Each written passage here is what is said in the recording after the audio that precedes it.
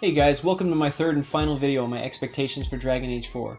I'm very much looking forward to the release for the next Dragon Age game, and there's much to be expected. The Dragon Age series has had great success in creating an amazing world with interesting stories and an abundance of lore. With the recent information about BioWare's last few major projects barely being made in time, including the Dragon Age Inquisition and some of them not doing very well at release like Anthem, I'm more worried than ever about the future of the games to come. Will the next Dragon Age game be ready at release? Will it be riddled with bugs and lackluster gameplay? I really hope not, especially because there is so much about these games that I've come to enjoy and the countless hours I put into them. Inquisition was an amazing game, and with Dragon Age 4 in the pipeline, there's a pretty high bar for what people will be expecting. I'm hoping that the next game will be every bit as good, if not better than the last. That being said, here are a few things that I think made the series great and some things that will hopefully be addressed in the next installment. Dragon Age is a series that's always been very character-driven. Origins introduces the players to many different representations of the game's people, groups, and lore. Many of these characters, and especially the ones that become party members, have very interesting stories as well. One such character is Sten. Sten is a caged man in Lothern who doesn't say very much, but turns out to be a stoic Qunari warrior who has been imprisoned by the Chantry. You can talk to the Reverend Mother of the Chantry in Lothern, the first town you come to after the war, and try to convince her to let him free, even though he was convicted of murder. Once he's free and you've had a chance to travel with him, you don't just find out about him, but you also get to learn about exactly what the Qunari are. This is a great introduction to the Qunari that leads into the second game, where their people are brought more into focus. In the third game, you're even able to create a Qunari and talk about your possible backstory, connection, or separation from the Qun, the Qunari religion. Now, regardless of how people felt about Dragon Age 2, I think the characters from that game were probably its strongest attribute. Characters like Varric, Isabella, and a few others to help to make the game much more interesting than it would have been otherwise. When Inquisition came around, many of the characters from the first and second game came back. Their appearances weren't just cameos either.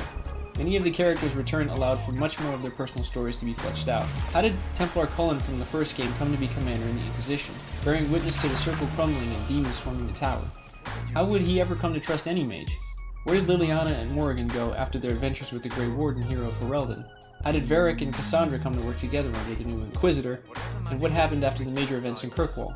One of the things that BioWare is amazing at is being able to tell such great stories through their characters.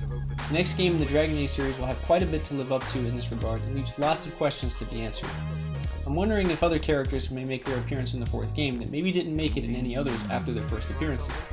I would love to see Fenris, the brooding lyrium-tattooed elf from the second game, make a return. He had an interesting story and unique abilities that made him stand out for me as a character. Or maybe it's some other characters that could add muscle to your team, like Sten or Shale from Origins. Either way, new characters or old, I'm very interested to see what's going to happen and who will make an appearance in the next game. The combat throughout the Dragon Age games has changed between each incarnation. In the first game, it's very slow and methodical. Some fights are simple and others require a lot of planning in advance. Knowing where the enemies are and setting your team up ahead of time is usually the best strategy. I like to set traps ahead of time and position my team so they don't have to constantly move around. If I have a mage or an archer, I like to keep them as far back as possible but close enough to offer support for the team. To me though, the combat was slow and unengaging. It felt kind of robotic and I never felt any kind of thrill from the fights. The second game got a lot of grief for its combat system. It was much more straightforward and simpler with a few same abilities that could be slotted. I did enjoy the combat system a lot more than the first game, but I know I'm probably in the minority when I say that. It was a bit more of the hack and slash variety, but the fights were much more gratifying with a fun and frantic feel. Some enemies would even explode into chunks and you feel like there's a little bit of weight behind your attacks. The third game, Inquisition, managed to find the perfect balance between the two games.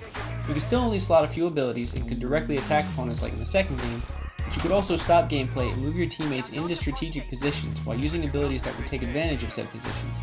This allowed for strategic gameplay while still offering gratifying battles. The bigger battles like the ones with the dragons often had me moving and using abilities with each teammate while trying to keep the team alive and manage to take out the dragon.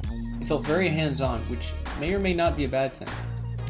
Since the games have changed combat systems between each game, will this trend continue with the fourth game, or has BioWare found the perfect combat system for the series? There is also a question about healing. Why aren't the mages able to cast healing spells anymore? You could cast them in the first game and I believe in the second game as well, but there isn't a magic heal in Inquisition. You're able to cast shields and encase your teammates in armor, but you cannot cast a healing spell. Was this to ensure that healing potions were always part of the combat, or did they think the game would be too easy if you could always heal? The question I'd like to ask you guys is, does healing spells need to be a part of the game, or is the combat system better off without it? The many areas that were traversable has varied between the games. The first and second games were more similar in the types of environments you could traverse, with limited discoverable areas and narrow paths. Inquisition changes completely by opening up sections of the game so you can go across countrysides, coastlines, deserts, and even smaller areas like castles and cities. The landscape was varied, and so were the enemies that populated the area. Some of the areas were war-torn and some seemed untouched. These areas are also beautiful, with different ambiance to each new place. One of my favorite things about the bigger war-torn areas is that you can even come across factions battling with each other. The mages and Templars are at each other's throat in the first area, and the state of the world really shows it. There are ice walls, and stuff is on fire or covered in arrows. It's amazing. Some of these areas, however, really need a better way to travel. It felt like it took forever to get anywhere. Eventually you do get access to mounts, which makes travel a little easier, but I don't think you can take the mounts to all of the massive areas. There is a system in the game that allows you to set up camps throughout the region that allows for a fast travel point and resupply area.